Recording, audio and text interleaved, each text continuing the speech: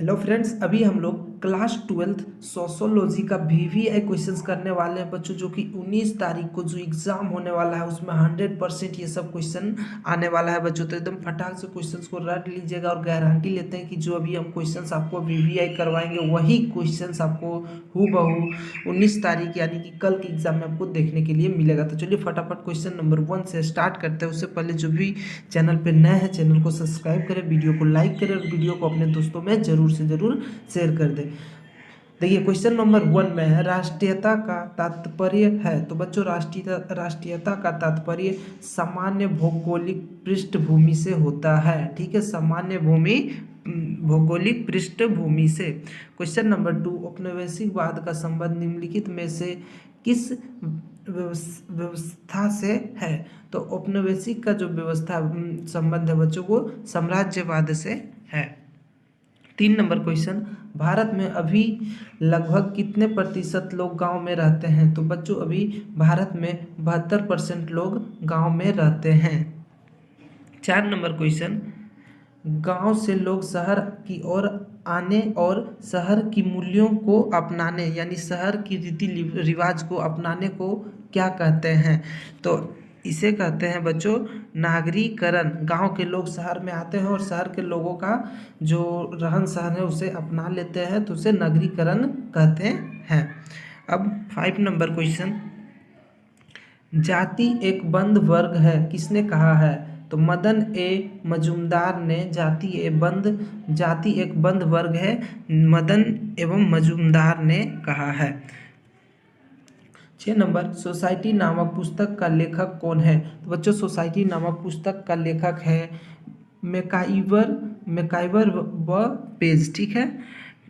7 number question, बाजार किस चीज का केंद्र है। तो बाजार बच्चों विनिमय यानी का वस्तु का लेन देन, ठीक है, खपत, चीज़ों का खपत, वितरण, तो इन सभी चीज़ों का तो उपयुक्त सभी बाजार में इन सभी चीज़ों का केंद्र है। ठीक है। 8 नंबर, एक वस्तु से दूसरी वस्तु के प्रत्यक्ष विनिमय को ही वस्तु विनिमय कहते हैं। यह कथन किसका है। देखिए बच्चों आप लोग यह कथन को याद कर लीजिए। ठीक है, ये क्वेश्चन कल एकदम 100% आने वाला है। तो 8 का जो करेक्ट आंसर हो जाएगा थॉमस ने कहा है। ठीक है, थॉमस ने।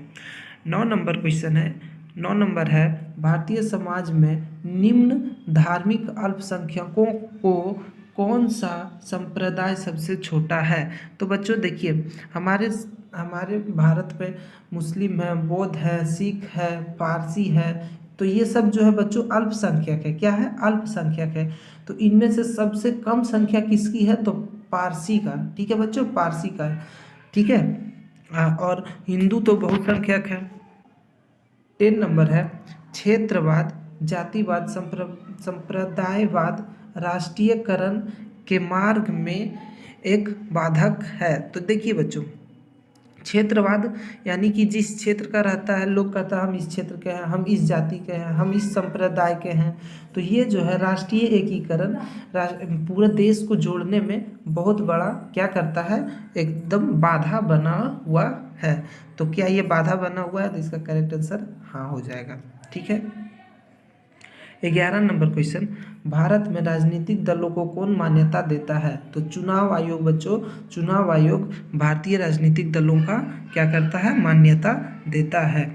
12 नंबर क्वेश्चन, ज्ञान उपयोगी और व्यवहारिक होना चाहिए, ज्ञान उपयोगी और व्यवहारिक होना चाहिए, यह कथन किसका है। तो यह कथन है हम लोगों का IB शर्मा का। ठीक है, ज्ञान उपयोगी और व्यवहारिक होना चाहिए। 13 नंबर क्वेश्चन, सन 1995 में भारत में मलिन बस्तियों में रहने वाले लोगों की संख्या कितनी थी। तो बच्चों 1955 में 95 में मलिन बस्तियों में जो लोग रहते थे उसकी संख्या 450 लाख थी। ठीक है, 450 लाख थी। 14 नंबर, आर्य समाज के संस्थापक निम्नलिखित में से कौन थे। तो आर्य समाज के संस्थापक बच्चों स्वामी दयानंद सरस्वती थे। ठीक है, स्वामी दयानंद सरस्वती। 15 नंबर है सती प्रथा के खिलाफ आवाज सर्वप्रथम किसने उठाया। बच्चों सती प्रथा के रामा राज मोहन राय ने। ठीक है, राजा राम मोहन राय ने। ठीक है। सती प्रथा एक ऐसी प्रथा था बच्चों जिसमें कि किसी भी महिला का पति का किसी कारणवश मृत्यु हो जाता था तो उस महिला को भी उस पति के साथ ही जला दिया जाता था जिंदा। ठीक है, ऐसी प्रथा हुआ करता था बच्चों, सोच के ही बहुत ये लगता है। पंचायती राज व्यवस्था सर्वप्रथम किस राज्य में लागू किया गया? तो बच्चों पंचायती राज व्यवस्था जो है वो सबसे पहले राजस्थान में लागू किया गया था। 17 नंबर क्वेश्चन है, जीवन जीने के लिए आवश्यक रोजगार या कार्य जिसमें धन की प्राप्ति हो उसे कहते हैं? तो उसे कहते हैं बच्चों जीविका कहते हैं। ठीक है, जिसमें कि जीने के लिए आवश्यक रोजगार तो चाहिए ही और धन भी चाहिए जीने के लिए, तो वो सब किस चीज़ों में आती है? आवश्यकता है जीविका में। ठीक है।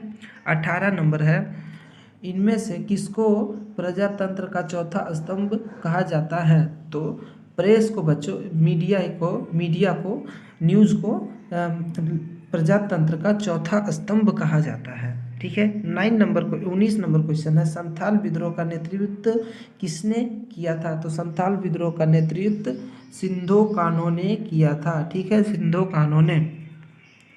20 नंबर, हरित क्रांति का मुख्य कारण कौन है? हरित क्रांति यानी कि हरा चीज़ों से, तो किसका क्या है बच्चों? रासायनिक खाद और बीजों से हरित क्रांति का मुख्य कारण है, रासायनिक खाद और बीजों से। 21 नंबर, मुस्लिम समाज में व्यापक पैमाने पर सुधार आंदोलन कार्य किसने किया? यानी कि मुस्लिम समाज में बच्चों व्यापक पैमाने पर सुधार आंदोलन, कि मुस्लिम समाज में भी सुधार किया जाए, अच्छी शिक्षा दी जाए, तो इसके लिए सबसे पहले कौन आंदोलन किया? तो बच्चों सैयद अहमद खान है। ठीक है। 22 नंबर है, लोगों को समानता के आधार पर देखने और भेदभाव ना करने का विचार को कहते हैं? तो समानता कहते हैं। ठीक है, यानी लोगों में क्या होना चाहिए? भेदभाव किसी प्रकार का नहीं होना चाहिए किसी भी लोगों के साथ, तो उसे कहते हैं समानता का अधिकार। ठीक है। उसके बाद 23 नंबर, रेल यातायात किस श्रेणी के अंतर्गत रखा गया है? तो रेल यातायात जो है बच्चों वो रेल यातायात को प्रथम श्रेणी में रखा गया है। 24 नंबर, औद्योगिक नीति के अनुसार भारतीय उद्योगों को कितने श्रेणी में बांटा गया है? तो टोटल बच्चों 3। ठीक है, 3 श्रेणी में बांटा गया है।